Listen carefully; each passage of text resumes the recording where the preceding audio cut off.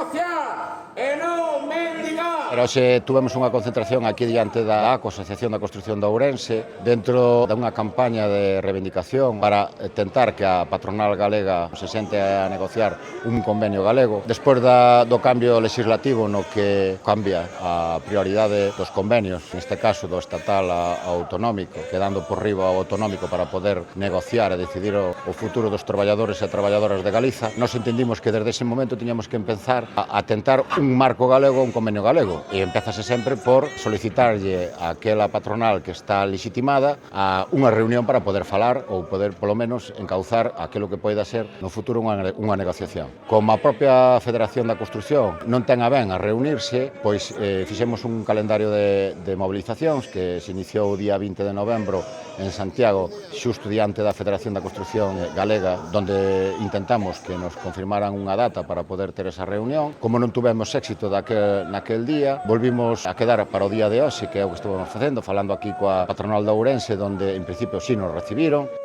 Alento a todos os traballadores e traballadoras do sector da construción a que entendan que un marco galego é necesario, é onde vamos a mellorar as condicións e é aquí onde se negocia e non en Madrid. Na rúa, a loita continúa.